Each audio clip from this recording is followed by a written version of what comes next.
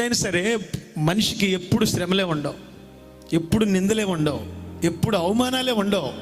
ఓ రోజున నిన్ను దేవుడు పైకి తీస్తాడు. ఈ రోజున మన జీవితాలు చాలా మంది ప్రార్థన అవడానికి అనుకుంటారు, నాకు విలువ లేదు, నాకు అంత అర్హత లేదు, నేను చేసేవి చాలా భయంకరమైనటువంటివి, నా స్థితి మంచిది కాదు.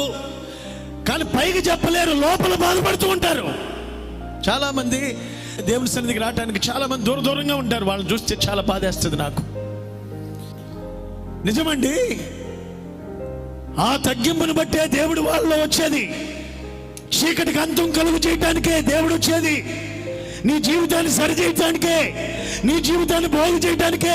నన్ను అందరూ వెలివేశారు, నా కుటుంబం మంచిది కాదని వెలివేశారు, నా భార్యను బిడ్డను వెలివేశారు, నేను దూరంగా బ్రతుకుతున్నాను, ఎవరు నన్ను ఆదరించడం లేదు అని బాధపడి అంతరంగంలో చీకటి బ్రతుకుతున్నా ఆ వ్యక్తిని దేవుడు తాకుతున్నాడు.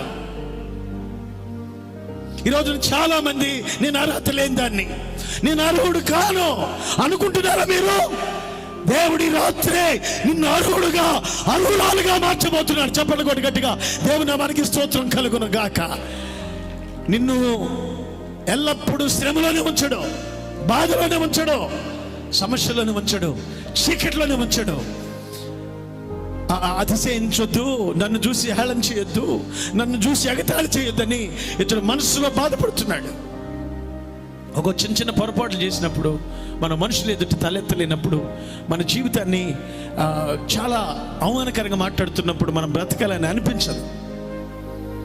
జీవితం ఎందుకు నేను బ్రతుకుతున్నా జీవించున్నాను, కానీ నేను చచ్చిన వాడిగా చచ్చిన దానిగా ఉన్నాను అనుకుంటాం మనం.